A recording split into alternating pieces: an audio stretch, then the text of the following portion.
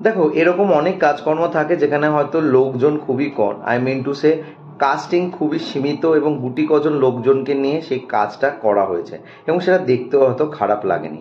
তবে দুটো মানুষকে নিয়ে একটা কাজ, এটা কিন্তু আমি সত্যি আগে দেখিনি। যদি তোমরা জেনে থাকো আমাকে অবশ্যই কমেন্ট করে জানিও, আমি দেখার চেষ্টা করব। So hello friends, welcome to my channel সুপ্রকিবানী। ইয়েট এগেন আমি একটা বাংলাদেশের নাটকের রিভিউ করতে চলে এসেছি, যেটা 2 সপ্তাহ আগে বেরিয়ে গেছে ঈদ উপলক্ষে মাছরাঙা ড্রামার অফিসিয়াল ইউটিউব চ্যানেলে। নাটকটির নাম হলো হোমমেড এবং এটা ডিরেক্টর হচ্ছে মবরুর রশিদ বান্না। এখানে কাস্টিংয়ে আছে তৌসিফ মেহবুব অ্যান্ড তাসনিয়া ফারিন, এছাড়া আর কেউ নেই। বিশ্বাস করো, আর কেউ নেই, মানে প্রপ হিসাবেও কোনো লোক নেই। তো কেমন লাগলো আমার এই নাটকটা এবং নাটকটা ভিন্ন কেন, সেই সব কিছু সম্পর্কে তোমার সাথে শেয়ার করবো। So I are be waiting for, let's start with the video. নাটকের ডিউরেশন হচ্ছে 41 মিনিটের। খুবই যে ছোট নাটক তা নয়, মোটামুটি একটা অ্যাভারেজ লেন্থ আছে। তবে এখানে এনারা দুজন থাকা সত্ত্বেও নাটকটি কিন্তু দেখতে তোমাদের একটু বোর ফিল করবে না। নাটকটির গল্পটাও যে খুব আহামরি এরকম টাইপের গল্প আমরা আগে কখনো দেখিনি সেরকমও নয়। তবে এটার উপস্থাপনাটা মানে এক্সিকিউশনটা বেশ সুন্দরভাবে করা হয়েছে এবং একটা রিলেটেবল ওয়েতে নাটকটিকে প্রেজেন্ট করা হয়েছে আমাদের প্রত্যেকের সামনে। স্পেশালি ইয়াং জেনারেশনে খুব সুন্দরভাবে কিন্তু এটা রিলেট করতে পারবে।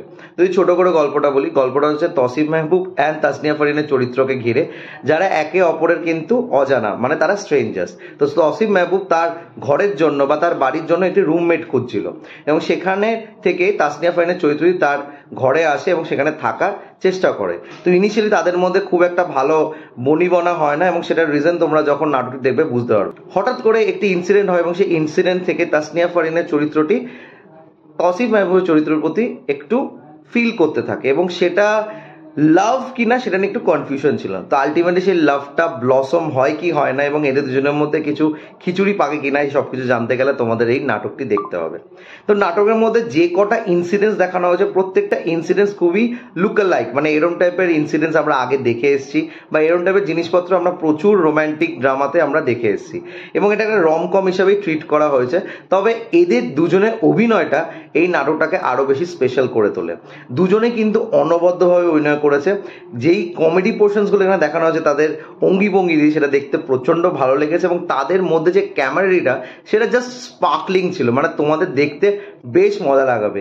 ইনিশিয়াল যে আধা ঘন্টা 41 মিনিটের নাটক, প্রথম হাফ অ্যান আওয়ার নাটকটা দেখতে কিন্তু বেশ মজা লাগবে। তারপর গিয়ে যে একটা ড্রপ নেয়, সেই ড্রপটা কিন্তু তোমাদের বোর করবে না, তবে সেই ড্রপটা নেসিটি ছিল, মানে ওটা কারণ হচ্ছে এই আদার সাইডের ফিলিংস জানার জন্য ওই জিনিসটা করতে হতো। তোমাদেরও একটা ইরিটেশন বোধ হবে যে কেন এই জিনিসটা করছে, মানে তোমরা নিজেরাও বুঝতে পারবে যে কোন দিকে গল্পটা এগোবে। তবে স্টিল তোমাদের দেখার ইচ্ছা হবে এবং লাস্ট অবধি দেখার জন্য তোমরা বসে থাকবে। এন্ডিংটা খুবই ফ্ল্যাট রাখা হয়েছে, খুব আহামরি না। স্টিল এন্ডিংটা দেখার পর তোমাদের মুখে একটা হাসি আসবে। তো ওভারঅল কাজটি কিন্তু তোমাদেরকে প্লিজ করবে, এইটুকুন আমি বলতে পারি। এবং দুজনকে নিয়ে যে একটা 41 মিনিটের নাটককে রান করানো, তার মধ্যে ইনপুট দেওয়া, সেটা কিন্তু ইজি নয়। বান্নার কাজ কিন্তু সবসময় একটু অন্যরকম হয়, সে একটু চেষ্টা করে আউট অফ দ্য বক্স কিছু তৈরি করা। তো এই কাজটা হয়তো আউট অফ দ্য বক্স নয়, তবে এখানে এই দুজনকে ঘিরে যে একটা ড্রামা তৈরি করা, সেটা হয়তো আউট অফ দ্য বক্স। তো আমার কাজটি কিন্তু বেশ মজা লেগেছে। তোমরা যারা যারা দেখোনি প্লিজ দেখে নিও এবং যারা দেখে নিয়েছো প্লিজ কমেন্ট করে জানিও তোমাদের কেমন লেগেছে।